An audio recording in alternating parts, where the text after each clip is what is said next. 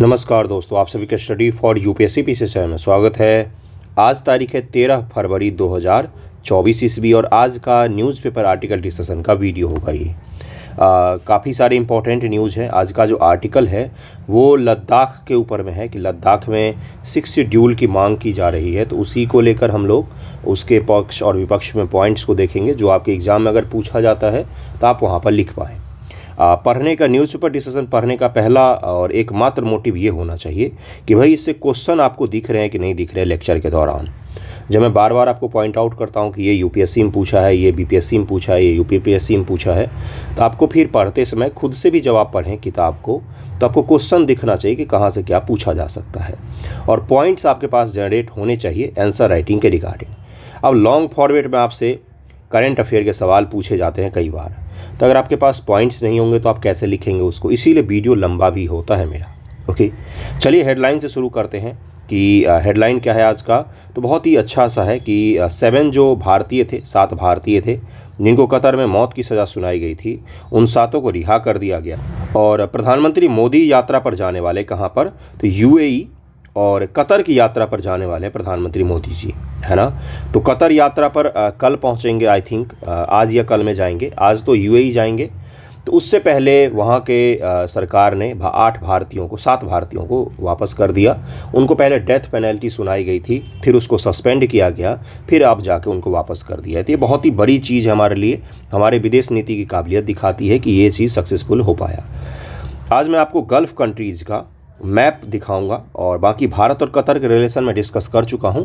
अगर और भी इंपॉर्टेंट कोई पॉइंट निकल कर आएंगे तो आने वाले समय में उसको डिस्कस कर दूंगा।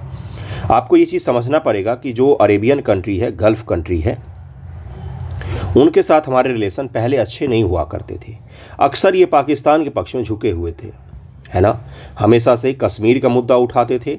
आईओसी के तहत में इन देशों का दबदबा जब था तो पाकिस्तान के पक्ष में ही खड़े होते थे। लेकिन 2014 के बाद से 2012-13 के आसपास से थोड़ा सा परिदृश्य बदलने लग गया। उसके बाद से इन देशों ने भी लिबरल को अपने यहाँ पर जगह दी और अपनी पॉलिसी को थोड़ा सा इस्लाम से हटाकर, इस्लामिक से हटाकर थोड़ा अपनी इकोनॉमी पर और बाकी चीज़ों को डाइवर्सिफाई करने पर ध्यान दिया। उसके अलावा भारत सरकार ने भी बहुत कोशिश की है गल्फ़ कंट्रीज़ के साथ अपने रिलेशन को बनाने के लिए। तो इसका अब हमें परिणाम दिख रहा है कि ये सभी जो देश हैं, सऊदी अरब हो, यूएई हो, कतर हो, बहरीन हो, इन सभी के साथ हमारे रिलेशन धीरे धीरे बहुत ही अच्छे हो रहे हैं। कतर के साथ हमारे रिलेशन कभी ख़राब रहे ही नहीं, हमेशा से ही अच्छा रिलेशन रहा। वहाँ का जो शाही परिवार है, वहाँ का जो राजतंत्र वाला परिवार है, राज परिवार जिसको बोलते हैं, उनके साथ हमारे रिलेशन बहुत ही पुराने और बहुत ही अच्छे हैं। कतर के सरकार के साथ कभी कभार ऊपर नीचे हो भी जाता है, लेकिन वहाँ के जो राज परिवार है, शाही परिवार जिसका दबदबा है, उनके साथ हमारे रिलेशन हमेशा से अच्छे रहे हैं। तो इसको ध्यान में रखिएगा। चलते हैं आज के आर्टिकल पर। आज का आर्टिकल देखिए क्या है। बाकी तो कोई हेडलाइन वैसा न्यूज़ नहीं है जो आपके लिए इंपॉर्टेंट हो। आज का आर्टिकल आपके लिए इंपॉर्टेंट है, उसको डिस्कस करते हैं डिटेल। आज का जो आर्टिकल है ये द हिंदू में आया था। कब आया था? टाइम्स ऑफ इंडिया में आया था। 6 तारीख को आया था कि लिसन टू लद्दाख, इस लेख पर आधारित है। क्योंकि बेहद खूबसूरत सा आर्टिकल है, इसीलिए मैंने सोचा कि इसको पढ़ाया जाए और काफ़ी सारा कुछ आपको सीखने को मिलेगा। लद्दाख और 6 शेड्यूल के बारे में तो मैंने पहले ही बेसिक जानकारी दे दी है आपको, लेकिन वहाँ पर अभी भी विरोध प्रदर्शन चल ही रहा है, लेकिन उसको दिखाया नहीं जा रहा है। साथ ही साथ दिल्ली में एक और प्रदर्शन शुरू होने वाला है, वो है किसान आंदोलन 2.0, जिसको नाम दिया गया मीडिया के द्वारा। ये शुरू होने वाला है दिल्ली में। आज ही दिल्ली किसान कूच कर रहे हैं। पूरे दिल्ली में 144 लागू कर दिया गया है। कहीं पर भी इकट्ठा होना या कोई सम्मेलन करना सब कुछ मना है। उसके अलावा ड्रोन वगैरह उड़ाना सब कुछ 100% बंद है। ये सब कुछ चीज़ें, हाँ ये है कि अभी इंटरनेट चल रहा है और सड़कें बंद नहीं हुई हैं जहाँ तहाँ। हाँ, दिल्ली बॉर्डर पर तो सारी सड़कें सील कर दी गई हैं और आने वाले समय हो सकता है कि दिल्ली के अंदर भी कहीं कहीं पर इंटरनेट वगैरह बंद किए जाएँ। 144 लागू है कहाँ पर? तो दिल्ली भर में। उसके अलावा लद्दाख में भी प्रदर्शन चल रहा है किस चीज़ को लेकर? तो 6 शेड्यूल को लेकर। कौन कहता है कि देश में लोकतंत्र कमज़ोर हो गया है? किसान प्रदर्शन कर रहे हैं, लद्दाख के लोग प्रदर्शन कर रहे हैं। इससे पहले केरल, कर्नाटक की गवर्नमेंट ने प्रदर्शन किया है। तो लोकतंत्र का मतलब ही तो यही होता है कि सफल लोग, सरकार, संगठन प्रदर्शन करते हैं। सरकार का काम है उनको रोकना, उनको बहलाना फुसलाना। बहुत सारे मंत्री गए चंडीगढ़ बातचीत करने के लिए किसानों से, लेकिन बातचीत पूरी नहीं हो पाई है। आज हम उस न्यूज़ को भी कवर करने वाले, किसानों की मांग क्या है। स्वामीनाथन रिपोर्ट याद कीजिए, जिस दिन स्वामीनाथन जी को भारत रत्न दिया गया उसके अगले दिन मैंने उनके बारे में डिटेल पढ़ाया था जिसमें मैंने आपको स्वामीनाथन कमीशन के रिकमेंडेशन भी पढ़ाए थे, जिसमें मैंने बताया था कि उन्नत बीज, चलिए उस टॉपिक पर बाद में आएंगे, मैं थोड़ा सा डाइवर्ट हो जाता हूँ, पहले इसको डिस्कस करते हैं। हाल के दिनों में लद्दाख राज्य का दर्जा संविधान में अपनी पहचान बनाए रखने को लेकर व्यापक विरोध प्रदर्शन हुए हैं। प्रदर्शनकारी मांग कर रहे हैं कि लद्दाख का राज्य का दर्जा पुनर्बहाल किया जाए। उल्लेखनीय कि 2019 में लद्दाख को विधानसभा रहित केंद्र शासित प्रदेश बना दिया गया था। उस समय देखिए, अब एक डायलेमा मैं आपको समझाता हूँ। 2019 में जब लद्दाख को यूटी डिक्लेयर किया गया तो वहाँ के लोग बहुत खुश हुए थे कि हमें कश्मीर से अलग करके यूटी डिक्लेयर कर दिया गया, हमारा केंद्र सरकार के अंदर में बहुत विकास होगा। लेकिन अब वहाँ पर मांग चल रही है कि हमें राज्य का दर्जा दिया जाए, नहीं तो 6 शेड्यूल हमें शामिल किया जाए। 6 शेड्यूल में शामिल होने का मतलब मैं आपको समझा चुका हूँ। स्वतंत्र न्यायपालिका, स्वतंत्र कार्यपालिका, स्वतंत्र विधायिका, ये तीनों एग्जिस्ट करता है 6 शेड्यूल वाले जगहों पर। जैसे गारो खासी हिल्स ऑटोनोमस डिस्ट्रिक्ट्स बोलते हैं इसको, है ना, ऑटोनोमस डिस्ट्रिक्ट्स बोलते हैं, स्वायत्त जिला बोलते हैं। तो वो 6ठी अनुसूची के तहत घोषित किया गया है। ATMM मैंने आपको समझाया था, असम, त्रिपुरा, मेघालय, मिजोरम। उसी प्रकार से लद्दाख के लोग भी अब मांग कर रहे हैं कि हमें क्या किया जाए, हमें यहाँ पर थोड़ी सी सहूलियत दी जाए। लद्दाख भारत के लिए किस प्रकार से महत्वपूर्ण है? लद्दाख को दर्रों का देश कहा जाता है, लैंड ऑफ पासेज, दाख उसका मतलब यही होता है। दक्षिण एशिया, मध्य एशिया, पूर्वी एशिया के चौराहे पर लद्दाख की रणनीतिक अवस्थिति इसे अत्यधिक भू राजनीतिक महत्व प्रदान करती है। इसका तो अब बताना, ये कोई बताने वाली बात है क्या? लद्दाख जो है स्ट्रैटेजिक रूप से हमारे लिए बहुत इंपॉर्टेंट है। हमारे 2 पड़ोसी जिनसे हमारे रिलेशन बिल्कुल अच्छे नहीं हैं, चीन और पाकिस्तान, इनको 100% काउंटर करने के लिए हमें एक ही जगह पर बैठना पड़ेगा, वो है लद्दाख, है ना। लद्दाख और जो कश्मीर का ऊपर का एरिया है, वहाँ पर हमें निगरानी रखनी पड़ती है, अपना मजबूत रखना पड़ता है, ताकि हम इन दोनों देशों के बीच पर निगरानी भी रख सकें और काउंटर अटैक भी कर सकें अगर मौका आता है तो। इसलिए लद्दाख तो हमारे देश की सुरक्षा के लिए भी बेहद जरूरी है। यहाँ पर भी देखिए वही लिखा हो कि बफर जोन के रूप में कार्य करता है। लद्दाख क्षेत्र चीन और पाकिस्तान के साथ जारी सीमा विवाद भारत की क्षेत्रीय अखंडता और संप्रभुता की रक्षा में इसके महत्व को रेखांकित करती है। भारतीय सशस्त्र बल बाहरी खतरे का मुकाबला करने, भारत की सीमाओं की सुरक्षा करने के लिए लद्दाख में एक प्रबल उपस्थिति बनाए रखते हैं। हो सकता है इस पर आधारित आपसे लॉन्ग फॉर्मेट का सवाल पूछा जाए, तो वहाँ पर आप लद्दाख की इंपॉर्टेंस जब लिखेंगे तो उसमें रणनीतिक इंपॉर्टेंस भी आपको लिखना पड़ेगा, इसीलिए ये सब पॉइंट आपको मैं बता रहा हूँ।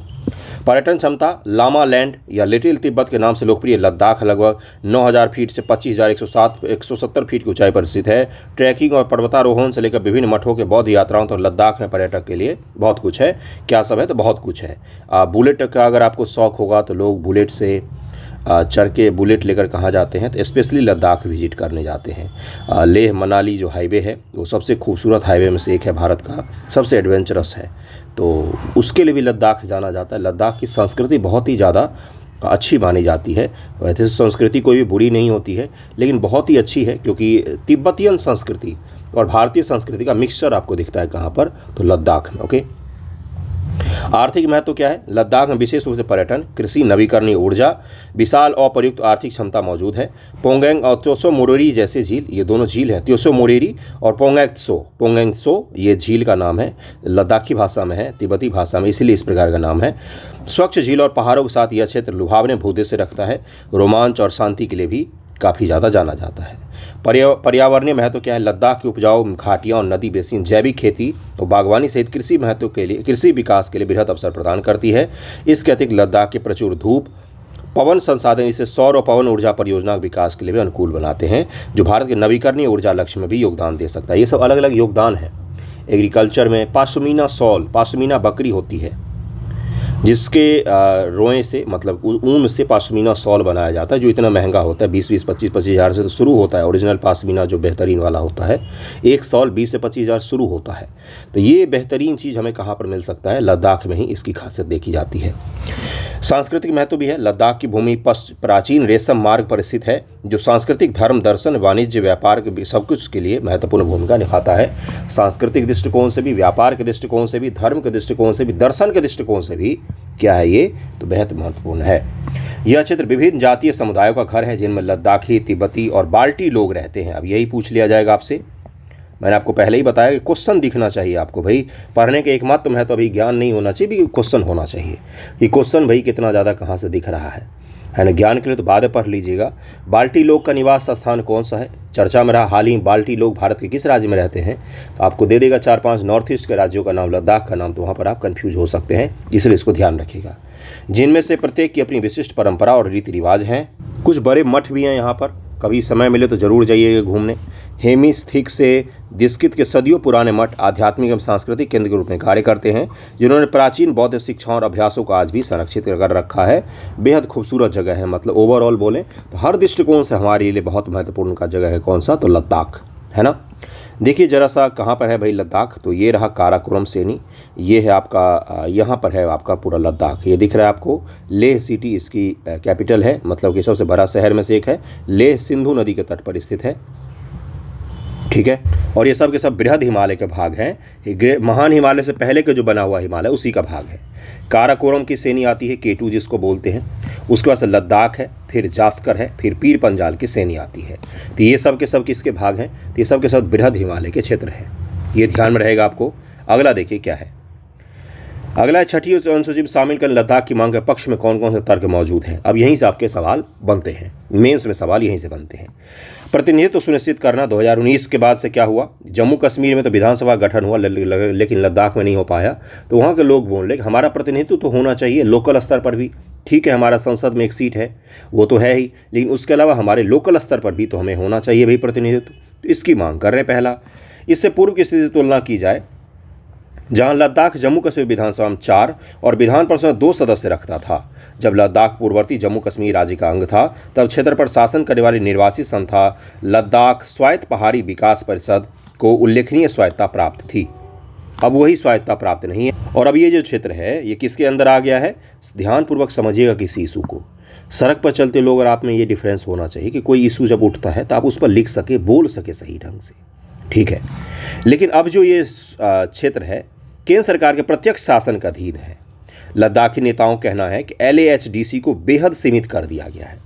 जो LAHDC जब जम्मू कश्मीर विधानसभा विद्यमान थी तब जितनी स्वायत्तता से काम करती थी, केंद्र सरकार के अंदर आने के बाद से वो उतनी स्वायत्तता के साथ काम नहीं कर पा रही है। LAHDC क्या है इसका फुल फॉर्म? तो लद्दाख ऑटोनोमस हिल डेवलपमेंट काउंसिल, ओके। जिससे राजनीतिक स्वहरण मतलब पॉलिटिकल डिस्पोजिशन की भावना पैदा हो रही है, जिससे क्या हो रहा है, कहीं ना कहीं एक लोगों के अंदर में ये चीज़ आ रहा है कि भाई हमारा जो अधिकार था वो छीनता चला जा रहा है। और मैं आपको एक चीज़ बताता हूँ, बॉर्डर एरिया में या रणनीतिक रूप से इतने महत्वपूर्ण एरिया में कभी भी लोगों के अंदर ये भावना नहीं जागृत होनी चाहिए कि हमारे जो अधिकार हैं वो सरकार के द्वारा छीने जा रहे हैं, ठीक है। ये भावना जागृत होने से क्या होता है, कहीं ना कहीं देश विरोधी जो ताकतें हैं वो इसमें फिर निवेश करेंगी और फिर इसको बूस्ट करेंगी। वो लद्दाखी लोगों को वो कोशिश करेंगी कि इनको खूब भड़काया जाए। और कहाँ पर ये मौजूद है? दोनों जो हमारे पड़ोसी मुल्क हैं जिनके साथ हमारे रिश्ते अच्छे नहीं हैं, उनके बीच में ये बफर स्टेट के तौर पर मौजूद है। तो अब आप समझ रहे कितना सेंसिटिव मुद्दा है ये, कितने सेंसिटिव तरीके से इसको डील करना चाहिए।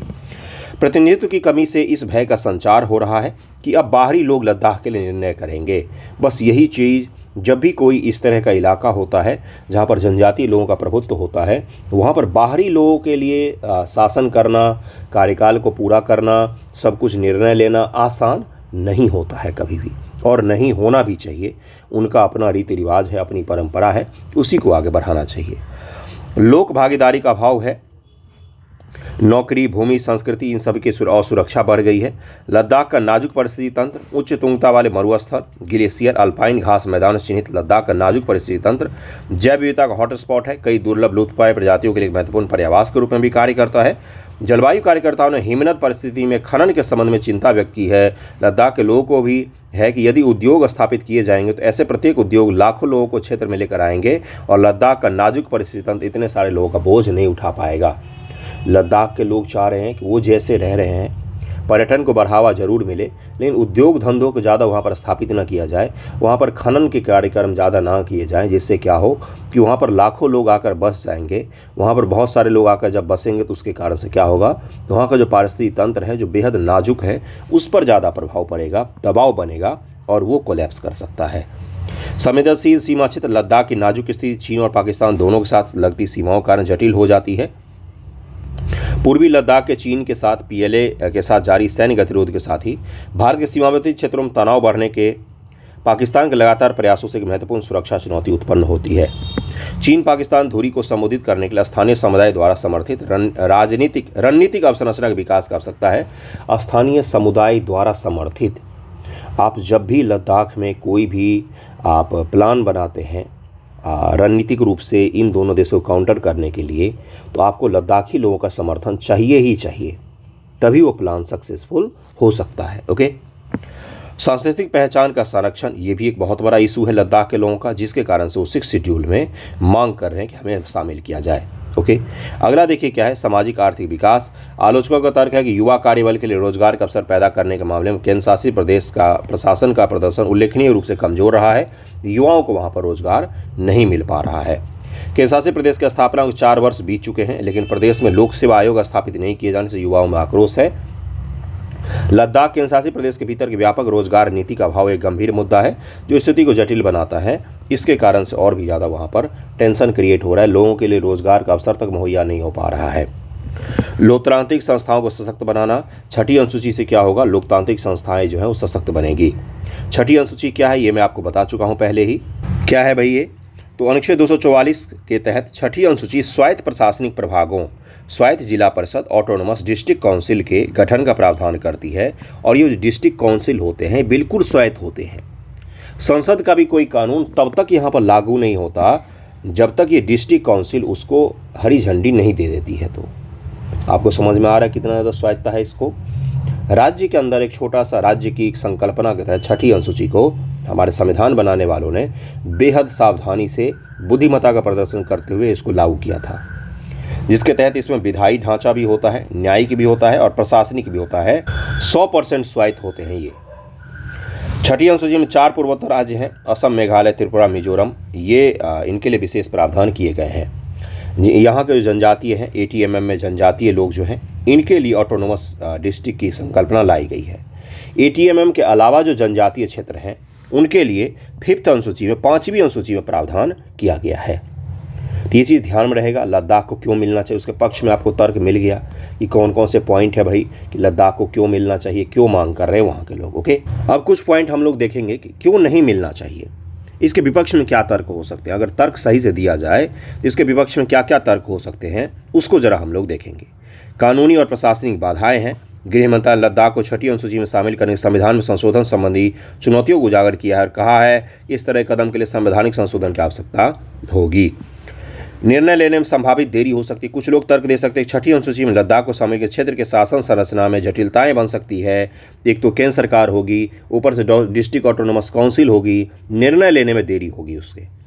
अगला क्या है, समावेशन के प्रयास पहले से ही जारी है। केंद्र सरकार ने बोला है कि हम वहाँ पर नौकरी, उद्योग धंधों को भी सीमित ही रखेंगे, वहाँ पर हम नौकरियों को लागू करेंगे और संविधान संशोधन भी अगर करना पड़ेगा तो भी करके हम लोगों को वहाँ पर रोजगार और स्वायत्तता तो प्रदान करेंगे, लेकिन छठी अनुसूची में शामिल नहीं कर सकते हैं हम। केंद्र सरकार ने हाल ही में एक संसदीय स्थायी समिति को सूचित किया कि जनजातीय आबादी को छठी अनुसूची के तहत शामिल करने का उद्देश्य उनके समग्र सामाजिक आर्थिक विकास को सुनिश्चित करना है, जिसका लद्दाख के शासित प्रदेश प्रशासन पहले से ही ध्यान रख रहा है। लद्दाख की समग्र विकासात्मक आवश्यकताओं की पूर्ति के लिए पर्याप्त धन प्रदान किया जा रहा है और हम आने वाले समय में धन और भी मुहैया करवाएंगे, जिससे वहाँ पर डेवलपमेंट हो सके, वहाँ के लोगों की जो आवश्यकता है उसकी पूर्ति हो सके। आरक्षण में वृद्धि। राज्यसभा में हाल ही में प्रस्तुत की गई एक रिपोर्ट के अनुसार लद्दाख प्रशासन हाल ही में सीधी भर्ती में अनुसूचित जनजातियों के आरक्षण को 10% बढ़ाकर 45% कर दिया है। जो जनजातियों की बहाली हो रही थी वहाँ पर उसको 10 से बढ़ाकर 45% कर दिया गया है। तो ये भी आपकी आवश्यकता पूर्ति कर दी गई है। आर्थिक विकास से बाधा। केंद्र शासित प्रदेश होने के रूप में लद्दाख में सड़कें, हवाई पट्टियाँ, संचार नेटवर्क सब कुछ अच्छे से बन पाएगा, लेकिन आलोचकों का तर्क है छठी अनुसूची में शामिल किए जाने से भूमि उपयोग, संसाधन दोहन, निवेश के अवसरों पर नियंत्रण के कारण से लद्दाख में आर्थिक विकास नहीं हो पाएगा, आर्थिक विकास से बाधा पहुँचेगी वहाँ। ओके, अगला पॉइंट क्या है, अगला है कि अभी जो वर्तमान में केंद्र शासित प्रदेश है तो वहाँ पर जो सेना वगैरह ऑपरेशन करती है तो उनको कोई ज़्यादा जगहों से क्लियरेंस वगैरह या किसी भी झंझट में उलझना नहीं पड़ता है।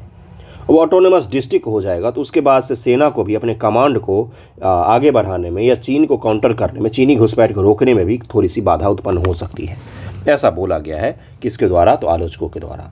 तो ये कुछ पक्ष और विपक्ष में पॉइंट ध्यान में रखिएगा, ये आपके लिए इंपॉर्टेंट था, इसको ज़रा अच्छे से कवर कर लीजिएगा। इसके पक्ष में पॉइंट कौन से हैं, विपक्ष में कौन कौन से हैं, लद्दाख की खूबसूरती क्या है, उसका भौगोलिक परिदृश्य क्या है।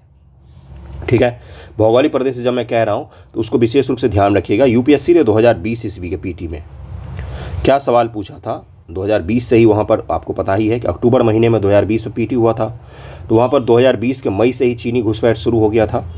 तो यूपीएससी ने पूछा था कि निम्न में से नुब्रा वैली कहाँ पर स्थित है। ये पूछ लिया गया था यूपीएससी के द्वारा। तो भौगोलिक प्रदर्शन को देखना हो तो एटलस का जो आपके पास मैप होगा उसमें उत्तर भारत के लद्दाख और कश्मीर रीजन का अलग से फिजिकल मैप होता है। पॉलिटिकल से भी ज़्यादा फिजिकल पर ध्यान दीजिएगा। एक एक नदी, जैसे श्योक नदी कहाँ पर है, गलवान नदी कहाँ पर है, सिंधु नदी कौन कौन सहायक नदी है, सिंधु नदी के बाएं तट पर है लेह की, दाएं तट पर है लेह, इसको ज़रा ध्यान में रखकर अच्छे से कवर कर लीजिएगा। ओके, चलिए अगली न्यूज़ पर चलते हैं। अगला है आपका गल्फ़ कंट्रीज़ का मुझे मैप दिखाना था, क्योंकि गल्फ़ कंट्रीज़ हमारे प्रधानमंत्री महोदय जा रहे हैं कल और आज ही जा रहे हैं। वहाँ पर यूएई में एक मंदिर का, अबू धाबी में एक मंदिर का शिलान्यास किया जाएगा। शिलान्यास नहीं, प्राण प्रतिष्ठा, उद्घाटन किया जाएगा। ठीक है, तो वहीं पर हमारे प्रधानमंत्री महोदय जा रहे हैं। उसके अलावा कतर की यात्रा पर भी जाएंगे, तो उनको ज़रा मैप में ज़रूर देख लीजिए। जैसे ओमान है, तो ओमान की सीमा यमन से लगती है, सऊदी अरब से लगती है, यूएई से लगती है ओमान की सीमा। यूएई ये देश है यूनाइटेड अरब अमीरात। यूनाइटेड का तात्पर्य है कि ये अलग अलग छोटे छोटे सल्तनत हैं जिन सभी ने मिलकर फैसला लिया कि हम एक केंद्र के तहत आएंगे, वो है यूएई, यूनाइटेड अरब अमीरात। अब इसी के बारे में आपसे यहाँ पर पूछ लिया गया था, तो बीपीएससी पीटी में पूछ लिया गया था। ओके, तो इसको ध्यान में रखिएगा। यूएई की सीमा ओमान से लगता है, सऊदी अरब से लगता है। ओके, अगला है कतर। कतर की सीमा केवल सऊदी अरब से लगती है। वैसे जलीय सीमा बहरीन से भी लगती है। बहुत छोटे छोटे देश हैं, आपको छोटा सा दिखेगा, ये बहरीन देखिए छोटा सा है। कुवैत ये रहा, कुवैत की सीमा सऊदी अरब और फिर यहाँ पर इराक से, और इन्हीं दोनों देशों से कुवैत की सीमा लगती है। उसके बाद से सऊदी अरब की अगर हम लोग बात करें, सऊदी अरब की सीमा यमन से, ओमान से, यूएई से, कतर से, बहरीन से, कुवैत से, जॉर्डन से, इराक से, इन सभी से किसकी सीमा लगती है? सऊदी अरब की। सऊदी अरब इस रीजन का सबसे बड़ा देश है। इसकी राजधानी कहाँ पर है तो वो आप मुझे बता देंगे। कतर जा रहे हैं हमारे प्रधानमंत्री जी। कतर की राजधानी तो आपको पता ही होगा कहाँ है, दोहा है। यूएई की राजधानी कहाँ है ये आपको पता ही होगा, अभी मैंने नाम लिया था, आपको पता होगा। इसको ज़रूर ध्यान में रखिएगा। जब भी हमारे रिलेशन गल्फ़ कंट्रीज़ से बात होते हैं तो उसमें सऊदी अरब केंद्रीय भूमिका में होता है। यूएई के साथ भी हमारे रिलेशन बेहतरीन हो रहे हैं दिन प्रतिदिन। तेल को लेकर, ऊर्जा सुरक्षा को लेकर, ऊर्जा सुरक्षा का तात्पर्य होता है तेल। ठीक है, ऊर्जा सुरक्षा को लेकर हमारी 85% निर्भरता है कहाँ पर? तो अरेबियन कंट्रीज़ पर और बाहर के देशों पर, जिसमें अमेरिका भी शामिल है। हम अमेरिका से भी तेल खरीदते हैं, रूस से भी खरीदते हैं, ईरान से भी खरीदते हैं, लेकिन गल्फ़ कंट्रीज़ में से बहुत सारा तेल हम खरीदते हैं। उसके अलावा यहाँ पर बहुत सारे भारतीय लोग भी रहते हैं, जिससे हमें भारी मात्रा में विदेशी मुद्रा भी प्राप्त होता है। रेमिनेंसेस जिसको कहा जाता है, बहुत ही भारी स्तर पर दुनिया में सबसे ज़्यादा विदेशी मुद्रा हम ही प्राप्त करते हैं। भारतीय लोग कमा कर देश में भेजते हैं, तो वो हमारे बैलेंस ऑफ पेमेंट को भी प्रभावित करता है और हमारे बैलेंस ऑफ पेमेंट के लिए अच्छा होता है। तो ये कुछ इशू है, इसको ज़रूर ध्यान रखिएगा। यूएई में मंदिर का निर्माण हो रहा है, इसको भी ध्यान रखिएगा। अगले टॉपिक पर चलते हैं। अगला न्यूज़ देखिए। अगला है पीटी फैक्ट आपके लिए कि एक कैफ़े ऑफ अपॉर्चुनिटीज़ कहाँ पर खोला गया है? तो ये कोलकाता में खोला गया है। बड़ा ही यूनिक सा कॉन्सेप्ट है इसके पीछे। इसमें जो भी काम करने वाले लोग हैं, जितने भी इसमें लोग हैं, वो सब के सब किसी रेस्क्यू होम में पले बढ़े हैं, या तो उनके अंदर इंटेलेक्चुअल डिसेबिलिटी है, मतलब कि सोचने समझने की क्षमता जैसे सामान्य लोगों में होती है उतनी अच्छी नहीं है। कोई किसी बीमारी से पीड़ित हो सकता है, तो कोई किसी रेस्क्यू होम में पला बढ़ा हो सकता है। इस तरह के लोगों के द्वारा कैफ़े ऑफ अपॉर्चुनिटी चलाया जा रहा है। इसको बस इस तरह से ध्यान रखें। कैफ़े ऑफ अपॉर्चुनिटी हाल ही में खोला गया है। देश के किस जगह पर खोला गया, किस शहर में खोला गया है? बड़ा ही यूनिक कॉन्सेप्ट है। ये खोला गया कहाँ पर? तो कोलकाता शहर में खोला गया है। और द हिंदू में आया था चूँकि, तो इसलिए मुझे लगा कि करवा देना चाहिए। पीटी फैक्ट के लिए आपके लिए इंपॉर्टेंट होगा ये। अगला न्यूज़ देखिए क्या है। ओडिशा गवर्नमेंट ने एक प्लान बनाया जिसके तहत उसने बोला है कि पीडीएस के तहत कवर ओडिशा के जितने भी लोग हैं, PDS system, public distribution system, जो कोटा वाला सिस्टम होता है जहाँ पर चावल और केरोसिन ऑयल वगैरह सस्ते मिलते हैं, वो ओडिशा गवर्नमेंट का जो अपना है। ओडिशा में इलेक्शन होने वाला है। देखिए पहला ही लाइन पेपर ने क्या लिखा है कि इलेक्शन को मद्देनज़र ध्यान में रखते हुए नवीन पटनायक जो हैं, इन्होंने फैसला लिया है, और योजना के नाम मैं बताऊंगा, वो आप ध्यान में रखेंगे। बाकी इसको तो हम डिटेल नहीं पढ़ेंगे क्योंकि ओडिशा का है। लेकिन उन्होंने बोला कि पीडीएस सिस्टम के तहत कवर जितने भी लोग हैं उन सभी को हम 1000 रुपये पर मंथ देने जा रहे हैं कैश। ये बहुत बड़ी योजना हुई। 95,000 लोग हैं, 95 लाख लोग हैं करीब में पीडीएस सिस्टम के तहत कवर है। डायरेक्ट कैश बेनिफिशरी देना किसको? तो पीडीएस के तहत कवर सभी व्यक्तियों की बहुत बड़ी योजना होगी। इसके अलावा इन्होंने ये भी बोला है कि स्वयं स्कीम के तहत जो अनएम्प्लॉयड रूरल एरिया के यूथ हैं, ग्रामीण एरिया में रहने वाले बेरोजगार युवा हैं, उनको हम स्वयं स्कीम के तहत में SWAYAM, ये मैं क्या बोल रहा हूँ भाई, ये स्वयं स्कीम आपसे पूछा जा सकता है कि स्वयं योजना हाल ही में चर्चा में थी, ये कहाँ की? जैसे एक बार राइथू बंधु पूछा गया था, तो उसी प्रकार से भी पूछ सकता है, क्योंकि इस तरह के स्कीम अभी तो नॉर्थ इंडिया में किसी राज्य में नहीं है ना। तो स्वयं स्कीम के तहत में हम क्या करने वाले हैं, जो रूरल ग्रामीण एरिया के अनएम्प्लॉयड यूथ होंगे, जिनके पास रोजगार नहीं होगा, उनको हम 1000 रुपये पर मंथ देने की घोषणा कर रहे हैं स्वयं स्कीम के तहत में। ओके, नहीं 1000 रुपये नहीं, मैं गलत बोल गया, 1000 रुपये नहीं, स्वयं स्कीम के तहत में SWAYAM, वो 1000 रुपये वाला पहले वाला ही दिमाग में चला तो वही बोल दिया मैंने। स्वयं स्कीम के तहत में रूरल जो यूथ होंगे, रूरल जो अनएम्प्लॉयड यूथ होंगे, उनको ऋण मुहैया करवाया जाएगा। देखिए यहाँ पर लिखा हुआ 1 lakh of interest free loan, बिना ब्याज के 1 लाख रुपए तक का लोन दिया जाएगा। 18 से 35 आयु वर्ग के जो बच्चे होंगे या 18 से 40 में स्पेशल कैटेगरी के तहत अगर बच्चे आते हैं तो उनको क्या दिया जाएगा, 1 लाख रुपए तक का ब्याज मुक्त लोन प्रदान किया जाएगा। और 1-1 हज़ार रुपये PDS के तहत कवर जितने भी परिवार हैं उन सबको कैश में दिया जाएगा। ये चीज़ कहाँ पर चलाया जा रहा है, तो उड़ीसा गवर्नमेंट के द्वारा शुरू किया गया है स्वयं पहल को, और PDS के तहत कैश डिस्ट्रीब्यूशन का पहली बार सिस्टम लाया गया है उड़ीसा गवर्नमेंट के द्वारा। ओके, और स्वयं स्कीम के तहत एलिजिबल कौन होंगे, जिनके परिवार की जो आय है वो 2 लाख रुपए से कम हो, तो वो सब के सब क्या होंगे, इसके तहत एलिजिबल होंगे। इसको बस ध्यान में रख लीजिएगा, स्वयं स्कीम को और PDS के तहत 1000 रुपये देने वाले स्कीम को बस ध्यान में रख लीजिएगा। कहाँ पर शुरू किया गया है, तो ये उड़ीसा में शुरू किया गया है। अगला देखिए PT फैक्ट क्या है। ये भारत के प्रधानमंत्री महोदय हैं, ये श्रीलंका के हैं और ये मॉरिशस के हैं। भारत सरकार ने UPI को, क्या है UPI का full form, unified payment interface, UPI, ये भारत का अपना टेक्नोलॉजी है। इसको मॉरिशस और श्रीलंका में भी लॉन्च किया है। अब मॉरिशस और श्रीलंका में भी UPI के द्वारा पेमेंट हो पाएगा। UPI डिजिटल पेमेंट के मामले में, डिजिटल ट्रांजैक्शन के मामले में दुनिया का सबसे बेहतरीन एक सिस्टम है जो भारत में बनाया गया है। इस विदिन कुछ सेकेंड, 30 सेकेंड से भी कम का समय लगता है, आपका पेमेंट पूरा हो जाता है। इसके अलावा अगर आपसे पूछा जाए कि हाल ही फिलहाल में दुनिया के कौन से प्रसिद्ध स्थल पर UPI को लॉन्च किया गया है, तो है फ्रांस का एफिल टावर।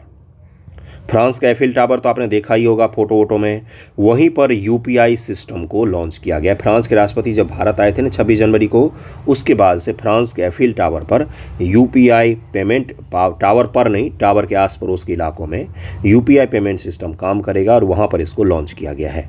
किसको, यूनिफाइड पेमेंट इंटरफेस को। ओके, अगला देखिए क्या कि UPI सिस्टम के अलावा भारत सरकार ने कल क्या बोला कि हम वहाँ पर रुपे कार्ड सर्विस को भी इंट्रोड्यूस कर रहे हैं, लॉन्च कर रहे हैं मॉरिशस में as a part of strategic initiative. RuPay card service, अब रुपे कार्ड सर्विस क्या होता है, आपके पास जो ATM होगा उस पर देखिए या तो वीज़ा लिखा होगा या तो मास्टर कार्ड लिखा होगा, मास्टर लिखा रहता है ना। अब इसी की जगह पर ये पेमेंट गेटवे जो अलग अलग होते हैं, इसकी जगह पर अब भारत सरकार रुपे, ये क्या है, तो ये अपनी तरह का हमारा बनाया हुआ सिस्टम है जिसको NPCI, national payment corporation of India जो है वो संभालती है। इसी को हम जगह जगह पर अब लॉन्च कर रहे हैं। पेमेंट के मामले में हम आत्मनिर्भर बन रहे हैं। ये वीज़ा और ये मास्टर कार्ड, ये सब अमेरिकन कंपनीज हैं जो भारत में अभी काम करती, डोमिनेंट हैं ये भारत में। SBI वगैरह के ATM पर भी इन्हीं का होता है। फिर भी हम रुपे को बढ़ावा दे रहे हैं और UPI को हम दुनिया भर में प्रचारित कर रहे हैं। हमारे प्रधानमंत्री जहाँ भी जाते तो एक कोशिश तो होता ही है, जैसे सिंगापुर में किया था, नेपाल में शुरू किया, भूटान में शुरू किया, अब हमने श्रीलंका और मॉरिशस में भी इस चीज़ को शुरू किया है, क्योंकि इतना बढ़िया सिस्टम ही है ये, दुनिया में कहीं पर भी इस तरह का सिस्टम मौजूद नहीं है। ओके, तो इस न्यूज़ को ज़रूर ध्यान में रखिएगा, हाल फिलहाल में रहा चर्चा में पूछ लिया जाता है। अगला देखिए क्या है, अगला न्यूज़ है आपके लिए कि वायनाड जो एरिया है, कहाँ पर है, जहाँ से राहुल गांधी संसद सदस्य हैं, वायनाड है केरल में। वायनाड में एनिमल और ह्यूमन कॉन्फ्लिक्ट बहुत ही ज़्यादा हो रहा है। वायनाड का लोकेशन इतना प्राइम है कि वहाँ पर एनिमल और ह्यूमन कॉन्फ्लिक्ट जो है वो नॉर्मल बात होती जा रही है। लोकेशन उसका प्राइम किस सेंस में है, उसके चारों तरफ पश्चिमी घाट के सबसे ज़्यादा सेंसिटिव इकोलॉजिकल क्षेत्र विद्यमान है, जिसको मैं अभी मैप में आपको दिखाऊंगा। ठीक है, अब देखिए कि केरल राज्य जो है वो दरअसल पश्चिमी घाट के बिल्कुल दक्षिण पश्चिम के तट पर है। अगर भारत के हम लोग बात करें तो ये पश्चिमी घाट है, तो यहाँ पर है केरल राज्य। तो केरल राज्य के लगभग में हर डिस्ट्रिक्ट में कोई न कोई सेंसिटिव इकोसिस्टम वाला एरिया मौजूद है। तो सभी जगहों पर ह्यूमन और एनिमल कॉन्फ्लिक्ट देखे जाते हैं, लेकिन विशेष रूप से वायनाड सबसे ज़्यादा वर्स्ट तरीके से इफेक्टेड है, जिसमें कुछ गवर्नमेंट के डेटा वगैरह भी दिए गए हैं। गवर्नमेंट डेटा पर 2022-2023 रिकॉर्डेड, देखिए यहाँ पर लिखा हुआ है कि 8,873 वाइल्ड एनिमल अटैक जो है वो देखे गए, जिसमें 4,193 of which were elephant, 1,524 by wild जो बियर होते हैं उनके द्वारा, 193 टाइगर के द्वारा और अलग अलग लेपर्ड के द्वारा। अब इसको हमें नहीं काउंट करना है, हमें देखना है क्या कि कौन कौन से एरिया है उसके आस पड़ोस मैप में, और उसका कारण क्या है। तो कारण यहाँ पर बताया गया है fall in quality of Kerala का फॉरेस्ट। केरला का फॉरेस्ट जो है, देहरादून का जो wild life institute of India है उसने स्टडी करके बताया है कि क्या हो रहा है कि केरल के जो जंगल हैं उनकी क्वालिटी दिन प्रतिदिन कम होती जा रही है, ख़राब होती जा रही है। जो डेंस फॉरेस्ट थे उसमें मानव हस्तक्षेप के कारण से कन्फ्लिक्ट ज़्यादा हो रहा है, जानवर नहीं हस्तक्षेप कर रहे हैं, हम उनके घर में घुस रहे, वो हमारे घर में नहीं घुस रहे हैं। हम उनका जो घर था वहाँ पर पेड़ काट कर हमने क्या किया, देखिए यहाँ पर लिखा हुआ एग्री प्रैक्टिसेज, हमने वहाँ पर खेती शुरू कर दी है, हमने वहाँ पर सड़कों का निर्माण किया है, हम वहाँ पर पर्यटन के नाम पर रिजॉर्ट का निर्माण कर रहे हैं, हम वहाँ पर कुछ भी करने जा रहे हैं, घूमने फिरने के नाम पर, खेती के नाम पर, इकोनॉमी के नाम पर। तो क्या हो रहा है, ह्यूमन और एनिमल कन्फ्लिक्ट धीरे धीरे बढ़ रहा है। कहाँ पर, तो केरल के अलग अलग जगहों पर, जैसे वायनाड जो है ये सबसे ज़्यादा प्रमुख है। अब मैं आपको दिखाता हूँ मैप कि कितना ज़्यादा सेंसिटिव एरिया है, कौन कौन सी जगह वहाँ पर मौजूद हैं। एक बार आप यहाँ पर नज़र मारिए, बहुत सारी जगहों के नाम लिखा हुआ, मैं मैप भी दिखाऊंगा आपको। देखिए यहाँ पर क्या क्या लिखा हुआ, इन सबको ज़रा देख लीजिए कहाँ कहाँ पर है। नागरहोल टाइगर रिजर्व किस राज्य में है ये आप मुझे बताएंगे। बांदीपुर, कुछ दिन पहले प्रधानमंत्री महोदय गए थे प्रोजेक्ट टाइगर के अवसर पर, 50 वर्ष जब पूरा हुआ था 2023 में। Bandipur national park, BR tiger reserve Karnataka, Mudumalai tiger reserve, Sathyamangalam forest Tamil Nadu, ये सब के सब जो हैं वो उसी एरिया में इर्द गिर्द में है, थोड़े थोड़े दूरी पर। ट्राई जंक्शन का इलाका है ये सब, और वहीं पर कन्फ्लिक्ट सबसे ज़्यादा हो रहा है। कर्नाटक, केरल और जहाँ पर तमिलनाडु मिलता है वो बीचों बीच नीलगिरी के पर्वत का इलाका है, पहाड़ी का इलाका है, और वहीं पर अलग अलग फॉरेस्ट रिजर्व बने हुए हैं, टाइगर रिजर्व बने हुए हैं, वहीं पर कन्फ्लिक्ट हो रहा है। हाईली पॉपुलेटेड है जानवरों के दृष्टिकोण से, हाईली सेंसिटिव है इकोलॉजिकल दृष्टिकोण से। कस्तूरी रंगन समिति, अब ध्यान से सुनते चलिएगा मेरी बातों को केवल, कस्तूरी रंगन समिति ने अध्ययन किया था पश्चिमी घाट का, और उन्होंने क्या बोला पश्चिमी घाट के अध्ययन के पश्चात से कि ये जो एरिया है ये इकोलॉजिकल सेंसिटिव जोन है पूरा का पूरा, इसमें कोई भी मानवीय हस्तक्षेप नहीं होना चाहिए। ओके, अब मैप देखिए पश्चिमी घाट का, तो ये देखिए मैप में कौन कौन से हैं। राजीव गांधी नेशनल पार्क है, बाराहमीगिरी वाइल्ड लाइफ सेंचुरी है, यहाँ पर दिखेगा वायनाड वाइल्ड लाइफ सेंचुरी। आपको 2020 पीटी या 19 पीटी का सवाल देखिए ज़रा यूपीएससी का, तो उसमें पूछ लिया गया था इसके बारे में, बहुत सारे नाम लिखे हुए थे इसी प्रकार से। बांदीपुर यहाँ पर है, मधुमुलाई यहाँ पर है, और मैसूर नीलगिरी एरिया यहाँ पर दिखेगा आपको। नीलगिरी नॉर्दर्न जो दक्षिण वाला हिस्सा है उसका वो भी यहाँ पर दिखेगा। ओवरऑल अगर बोला जाए तो ये सब का सब क्या है, ये सब के सब इकोलॉजिकल दृष्टिकोण से, जानवरों के रहवास के दृष्टिकोण से बहुत ही इंपॉर्टेंट जगह है। यहाँ पर वायनाड जो है बीच में स्थित है, और इसीलिए यहाँ पर क्या हो रहा है, इंसानी हस्तक्षेप के कारण से एनिमल और ह्यूमन के बीच में कन्फ्लिक्ट धीरे धीरे बढ़ता जा रहा है। मैंने आपको क्या बोला है, आपको क्या पढ़ना है, क्या इतना सारा कुछ याद करना नहीं। आप खोलिए पश्चिमी घाट, यहाँ से यहाँ तक देखिए केरल के इलाके को और नीलगिरी वाले इलाके को, वहाँ पर अलग अलग नेशनल पार्क और वाइल्ड लाइफ सेंचुरी दिखेंगे, उनका लिस्ट बनाकर रख लीजिए, उससे सवाल पूछे जा सकते हैं आपसे। ठीक है, अगले टॉपिक पर चलते हैं। अगला टॉपिक था आपका स्माइल योजना के बारे में जो चर्चा में है। अब ये स्माइल योजना क्या है, 2021 में आजीविका और उद्यम के लिए सीमांत व्यक्तियों हेतु समर्थन, support for marginalise individual for livelihood and enterprise SMILE योजना की शुरुआत की गई, जिसका उद्देश्य विकसित भारत के दृष्टिकोण को आगे बढ़ाना है। कब शुरू किया गया था, तो 2021 ईस्वी में। यूपीपीएससी देने जा रहे हैं, तो योजनाएं कब शुरू की गई उसको विशेष प्रेम है, हर साल एक आध सवाल पूछता है वो। इसमें ट्रांसजेंडर व्यक्तियों के कल्याण और व्यापक पुनर्वास के लिए केंद्रीय क्षेत्र योजना का शुभारंभ भी शामिल है। किसमें, तो स्माइल योजना में। किसके लिए, ट्रांसजेंडर व्यक्ति कल्याण, व्यापक पुनर्वास, और साथ साथ सड़क पर जो भिखारी वगैरह रहते हैं उनको भी इसमें शामिल किया जाता है।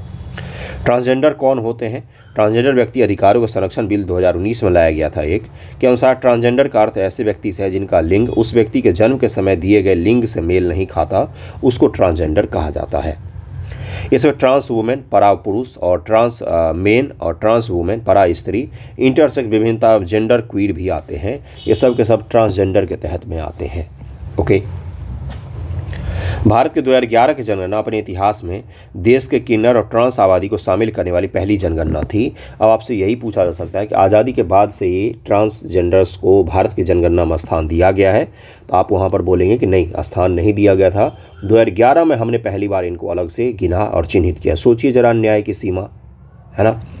रिपोर्ट में अनुमान लगाया गया कि 4.8 मिलियन भारतीयों की पहचान ट्रांसजेंडर के रूप में की गई है। स्माइल योजना क्या है? यह भिखारियों और ट्रांसजेंडर के लिए मौजूदा योजनाओं के विलय के बाद से एक नई योजना है। स्माइल की दो उपयोजनाएं हैं, एक ट्रांसजेंडर व्यक्तियों के कल्याण हेतु व्यापक पुनर्वास हेतु केंद्रीय क्षेत्र की योजना तथा दूसरी भिक्षावृत्ति के कार्य में लगे लोगों के लिए व्यापक पुनर्वास के लिए केंद्रीय क्षेत्र योजना। स्माइल को दो भाग में बांट दीजिए, एक है ट्रांसजेंडरों के लिए और एक है आपका भिखारियों के लिए। ओके, ये चीज़ ध्यान में रहेगा। ट्रांसजेंडर समुदाय और भिक्षावृत्ति में लगे लोगों के लिए व्यापक कल्याण और पुनर्वास उपाय प्रदान करना। यह योजना ट्रांसजेंडर व्यक्तियों के पुनर्वास के लिए राज्य, केंद्र शासित प्रदेश सरकारों और शहरी स्थानीय निकाय के पास उपलब्ध मौजूदा आश्रय घरों के उपयोग का प्रावधान करती है। मौजूदा आश्रय गृहों के अनुपलब्धता की स्थिति में कार्यान्वयन एजेंसियों द्वारा नए समर्पित आश्रय गृह स्थापित किए जाने हैं। मुख्य बिंदु क्या है? इस योजना के केंद्र में बड़े पैमाने पर पुनर्वास, चिकित्सा सुविधाओं का प्रावधान, परामर्श, बुनियादी दस्तावेज, शिक्षा, कौशल विकास, इन सब चीज़ों पर ध्यान दिया जाता है ताकि ये सड़क पर भीख वगैरह ना मांगे, ट्रांसजेंडर ट्रेन में बसों में ना घूमें। इनको कोई स्किल रोजगार देकर हम क्या कर सकें, इनके पुनर्वास को हम सुनिश्चित कर सकें, ये भी अच्छा जीवन जीने के लायक हो जाएं और हक भी है इनको अच्छा जीवन जीने का, है ना। अगला क्या है कि अनुमान है कि इस योजना के तहत लगभग 60,000 सबसे निर्धन व्यक्तियों को गरिमापूर्ण जीवन जीने हेतु लाभान्वित किया जाएगा। यह कक्षा 9वीं या उससे ऊपर की कक्षाओं में पढ़ने वाले ट्रांसजेंडर छात्रों को स्नातकोत्तर तथा छात्रवृत्ति भी प्रदान करता ताकि वो अपनी शिक्षा पूर्ण कर सके। कक्षा 9 या उससे ऊपर का कोई बच्चा अगर ट्रांसजेंडर है और वो पढ़ाई कर रहा है तो उसको भी छात्रवृत्ति वगैरह किसके तहत दिया जाएगा? स्माइल योजना के तहत में दिया जा रहा है। ओके, इसमें पीएम दक्ष योजना के तहत कौशल विकास और आजीविका के भी प्रावधान किए गए हैं। समग्र चिकित्सा स्वास्थ्य के माध्यम से चयनित अस्पतालों के माध्यम से लिंग पुनर्पुष्टि सर्जरी का समर्थन करने वाले प्रधानमंत्री जन आरोग्य योजना के साथ मिलकर के व्यापक पैकेज भी प्रदान करता है। कौन सा? तो स्माइल योजना के तहत गरिमा गृह के रूप में आवास सुविधा, ट्रांसजेंडर समुदाय भीख मांगने कार्य में लोगों को भोजन, कपड़े, मनोरंजन सुविधाएं, कौशल विकास सबको उपलब्ध कराकर सड़कों को हमें भिक्षावृत्ति से मुक्त करना है। ट्रांसजेंडरों को हमें अच्छा जीवन देने के लिए ये योजना चलाई जा रही है जिसका नाम है स्माइल। स्माइल नाम बड़ा ही सुंदर सा नाम रखा गया है। इन्हीं को तो सरकार के समर्थन की आवश्यकता होती है ना। सबसे हाशिए पर स्थित समुदाय होते हैं ये, जिनको हम इंसान मानने से भी मना कर देते हैं। कार्यान्वयन क्या है? इसे राज्य, संघ, राज्य क्षेत्रों के सरकारें, स्थानीय सरकार, शहरी निकाय, स्वैच्छिक संगठन, समुदाय आधारित संगठन, संस्थान व अन्य के सहयोग से लागू किया जाएगा। बहुत सारे संगठन, NGO, इन सभी को सहयोग सब इसको लागू करेंगे स्माइल योजना को। ओके, प्रत्येक राज्य में ट्रांसजेंडर संरक्षण सेल का प्रावधान अपराधों की मामलों की निगरानी करेगा, अपराधों का समय पर पंजीकरण, जांच व अभियोजन सुनिश्चित करेगा। राष्ट्रीय पोर्टल व हेल्पलाइन ट्रांसजेंडर समुदाय तथा इस कार्य में लगे लोगों को जरूरत पड़ने पर आवश्यक जानकारी व समाधान भी प्रदान करेगा। एक हेल्पलाइन और राष्ट्रीय पोर्टल भी हमने डिजाइन किया है। ट्रांसजेंडरों के व्यापक पुनर्वास के लिए योजना, यह योजना पायलट आधार पर उन चयनित शहरों में लागू की गई है जहां भिक्षावृत्ति और ट्रांसजेंडर समुदाय की बड़ी आबादी है। उन शहरों में इसको लागू किया गया जहां पर भिक्षावृत्ति में बहुत बड़े स्तर पर लोग हैं और ट्रांसजेंडरों की बहुत बड़ी आबादी निवास करती है। 2011 का जनसंख्या का डेटा है भारत सरकार के पास, उसके आधार पर इसको लागू किया गया है। 2019-20 के दौरान इस मंत्रालय ने भिखारियों के लिए कौशल विकास कार्यक्रम हेतु राष्ट्रीय सामाजिक रक्षा संस्थान को 1 करोड़ रुपए और राष्ट्रीय पिछड़ा वर्ग वित्त और विकास निगम को 70 लाख रुपए की राशि जारी की थी। ये राशि वगैरह ध्यान में नहीं रखना है, मुख्य रूप से आपको योजना ध्यान में रखना है किसके लिए है और क्या क्या योजनाएं हैं, किस प्रकार से बेनिफिट पहुंचाएगा। 2011 में पहली बार काउंट किया गया कि इनको ट्रांसजेंडरों को, उससे पहले इनको काउंट तक नहीं किया गया था इस देश के इतिहास में। इंसान मानने से हमने मना कर दिया था क्योंकि जनगणना में तो लोगों की गणना होती, हमने लोग नहीं माना था इनको, इसीलिए हमने काउंट नहीं किया था। ठीक है, चलिए आगे। अगला है आपका किसान आंदोलन से संबंधित। किसान आंदोलन फार्मर्स प्रोटेस्ट 2.0 शुरू होने वाला है। दिल्ली के चारों तरफ सीमा को फिर से किला बना दिया गया है और किसानों की जो मांग है उसको जरा हम लोग देखेंगे। एक मांग मैंने आपको क्या बताया था, एक मांग तो है यहाँ पर देखिए, कुछ मांग लिखी हुई है, इसके अलावा एक मांग और है। क्या है वो? स्वामीनाथन रिपोर्ट में जो बोला गया था MSP को लेकर वो लागू किया जाए, जिसमें 50% ज़्यादा देने की बात की गई थी स्वामीनाथन रिपोर्ट में। उसमें बोला गया था कि अगर किसी किसान को लागत 10 रुपये की आ रही है तो वो 15 रुपये उस पर कम से कम MSP होना चाहिए, 50% ज़्यादा होनी चाहिए। किस में कहा गया था? स्वामीनाथन रिपोर्ट में। इसके अलावा उसमें यह भी कहा गया था स्वामीनाथन रिपोर्ट में कि जो उन्नत बीज होते हैं, उन्नत बीज हैं और जो कृषि संबंधी उन्नत सुविधाएं हैं वो क्या है, तो किसानों को कम दाम पर मुहैया करवानी चाहिए। किसको? तो भारत सरकार को। भारत सरकार के पास दो बड़े संकट हैं इसमें। दे तो दे वो किसानों को, लेकिन फिर उसको दुनिया भर में जवाब देना पड़ता है। वर्ल्ड ट्रेड ऑर्गेनाइजेशन के हिसाब से अगर वर्ल्ड ट्रेड ऑर्गेनाइजेशन का मेंबर हैं तो हमें वहाँ पर बताना पड़ता है कि हम अपने किसानों को कितना सब्सिडी दे रहे हैं, कितना नहीं दे रहे हैं। अगर हम ज़्यादा सब्सिडी देते हैं तो हमारे अनाज जो है किसानों के द्वारा वो सस्ते हो जाएंगे तो दुनिया भर के व्यापार में उथल पुथल पैदा करते हैं। इसलिए किसानों की एक और मांग है, बड़ा ही इंटरेस्टिंग सा। देखिए यहाँ पर क्या लिखा हुआ है। यहाँ पर लिखा हुआ है कि India should withdraw from the World Trade Organization and freeze all free trade agreement. किसानों की मांग में ये भी लिखा हुआ है कि भारत सरकार को वर्ल्ड ट्रेड ऑर्गेनाइजेशन से हट जाना चाहिए और जितने भी फ्री एग्रीमेंट के हमने डील साइन किए हैं उन सब को ख़त्म करना चाहिए। फ्री एग्रीमेंट का साइन करने से क्या होता है? फ्री एग्रीमेंट का साइन करने से ये होता है किसी दूसरे देश का उत्पादन हमारे देश में सस्ते दाम पर बिकता है। इससे किसको नुकसान होता है? भारतीय किसानों को इससे नुकसान होता है। अब समझ में आ रहा है एक चीज़ कहाँ कहाँ से कनेक्टेड है। अगला देखिए, डिमांड्स कौन कौन से हैं। देखिए यहाँ पर लिखा हुआ है कि doctor M S Swaminathan commission report the other demands are. पहला तो उनका है स्वामीनाथन कमीशन का रिपोर्ट लागू करो, है ना, और एमएसपी को कुछ ही क्रॉप्स मत लागू कीजिए, बहुत सारे क्रॉप्स में और भी विस्तारित करना है, और एमएसपी की गारंटी होनी चाहिए, एक्ट के द्वारा गारंटेड होना चाहिए एमएसपी। उसके अलावा पहला डिमांड क्या है? Full depth weber for farmers and labours. उसके बाद से implementation of land acquisition act 2013, जिसमें था कि भाई किसी भी किसान से अगर ज़मीन ली जाती है तो उससे पहले उसकी हामी ज़रूरी होगी, अगर वो हाँ नहीं बोलेगा तो उससे ज़मीन नहीं ली जाएगी। ओके। उसके बाद से पनिशमेंट फॉर द जो लखीमपुर खीरी में जो किसान मरे थे एक्सीडेंट में, पता ही है आपको, केंद्रीय मंत्री अजय मिश्रा टेनी नाम है उनके सुपुत्र जी ने थार गाड़ी से उड़ा दिया था, वहाँ पर किसानों को रौंद डाला था। ठीक है, अब वो सही था गलत था मुझे नहीं पता, मैं जज थोड़ी ना हूँ, मैं पढ़ा रहा हूँ। तो किसान मांग कर रहे हैं कि वो जो अपराधी हैं उनको सज़ा दी जाए। वर्ल्ड ट्रेड ऑर्गेनाइजेशन वाला पॉइंट तो आपको बता ही दिया मैंने। उसके अलावा और क्या point? Pension for farmers farm labours. जो खेत में काम करने वाले किसान हैं और जो कृषक मजदूर हैं उनके लिए पेंशन होना चाहिए।